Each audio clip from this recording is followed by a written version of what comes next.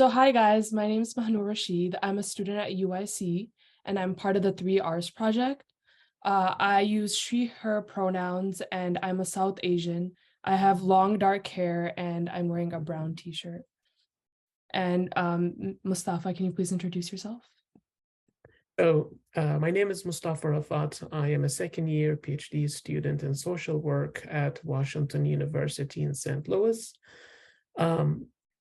I am a male, cisgender, early mid-age, wearing glasses, have a short black hair, and wearing a shirt that has white, black, and red lines. Thank you. So now we'll begin with the questions. The first question is, can you describe your experiences with resettlement in the US as a refugee with disabilities? Yes, I remember I came with a couple other refugees.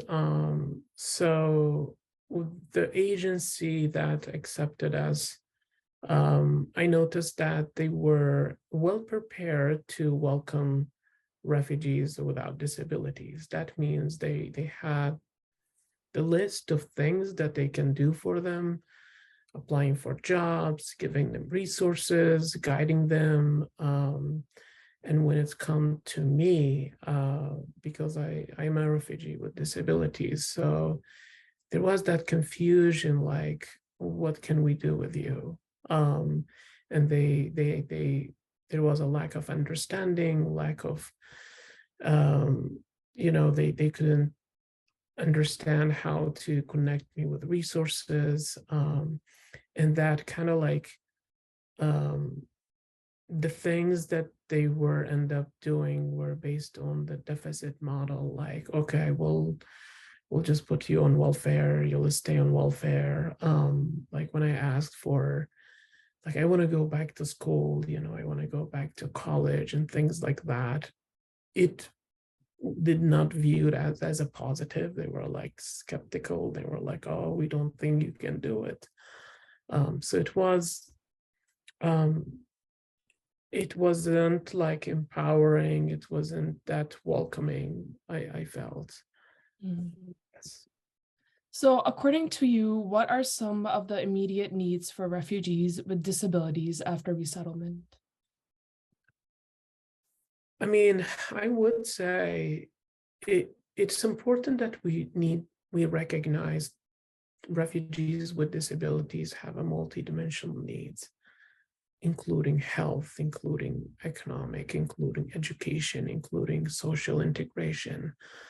But if I were to choose one, I would say health is a most immediate need. Um, I I remember when I came here, I didn't have medications, I didn't have medical records. I was in a lot of pain. I couldn't walk. So I needed a lot of medical attention. Um, and that included physical and mental health needs. Mhm. As you mentioned that you would have liked healthcare, what are some of the long-term needs? I know healthcare is one of them, but are there anything else that you would have liked when you came into the country? Absolutely. I think as an early career scholar, as someone who's interested in doing research in this area, I would say we need to move away from deficit model, from moving away from seeing refugees with disabilities as a burden. We need to see how they can contribute to society. And most importantly, this can be done through sustainable path where we provide them the resources they need in that early period, put them on a path to success. We need to recognize the diverse passion and diverse interests that refugees with disabilities have, including, some refugees might want to open small business. Some refugees want to gain some technical skills and join the labor market, immediately. Like some refugees with disabilities might have long-term goals, like myself, who wants to invest in bachelor's and master's and get a PhD. So again, I think that we are seeing some European countries like recognizing that investing in early period will pay off later on, instead of what the system we have in the US, like if you are not employable immediately, then you are not employable later. I think that's not adding any values to our society, and it's not helping and empowering refugees with disabilities to integrate to their communities. Mhm. Yes. Yeah, I agree. Education is a big need for refugees that come into the country. What advocacy efforts are needed to promote the rights of refugees with disabilities after resettlement?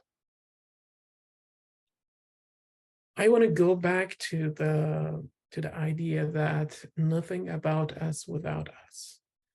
Um, I feel like we need to integrate, we need to recognize the participation of refugees with disabilities in any advocacy effort.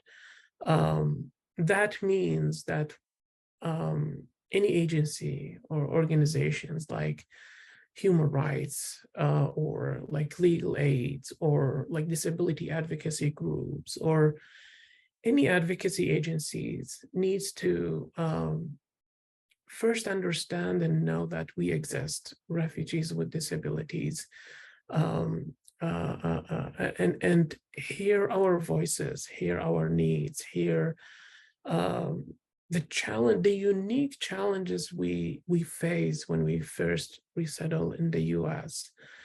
From my experience, I noticed that the policies we have, especially for helping the most vulnerable, like people with disabilities, these policies are not inclusive. They don't recognize that someone can enter the system differently, like having a background as a refugee, or don't have the legal status, they are not citizen for the first 5 years. So, and this requires a lot of um, advocacy work, policy change, like that awareness part, the acceptance part.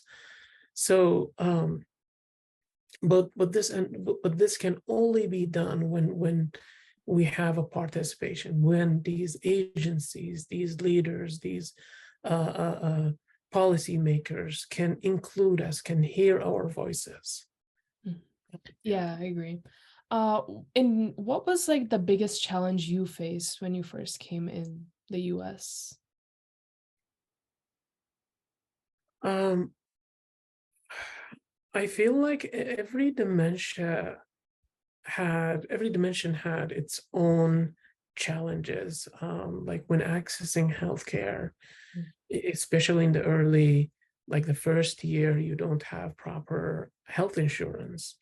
That meant I'm not getting to see the doctors on time. I'm not getting my medications on time.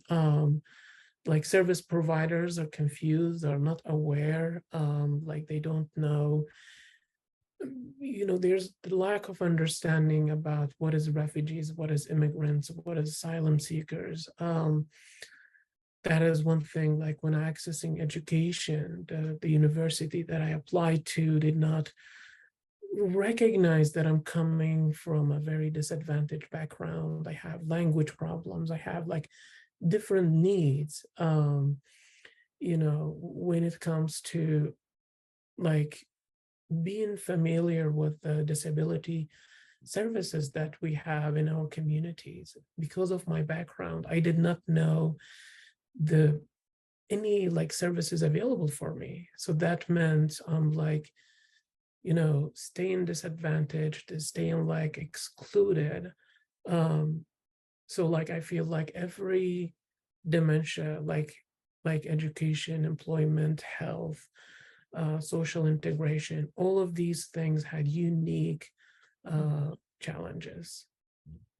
Thank you. And for the last question, what practice recommendations do you have for service providers that work with resettled refugees? I would say, I mean, I the reality is that not every providers have experience in like effectively helping refugees, especially refugees with disabilities. So I would say just keep in mind that these people deserve to be respected, deserve to be like empowerment is so important. Using kind words, asking questions, don't not being shy, don't ever assume anything. We are willing to share, to guide, to help. We recognize that they don't teach like providers everything in school, so we learn with practice, we learn with asking questions. And never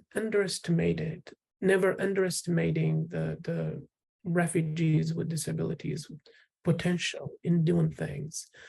And it's important to pay attention to the most vulnerable group among refugees with disabilities, like children with disabilities, women with disabilities, LGBTQ communities. So these are people that have more challenges, that have more barriers.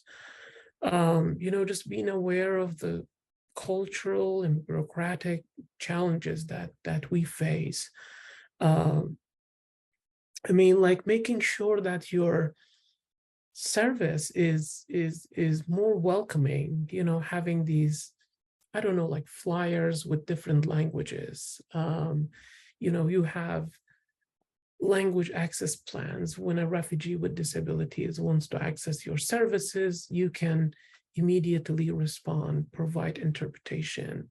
And the employees are kind of like getting constantly trained in like being more sensitive toward different cultures. I feel like these are the point that providers should be aware of.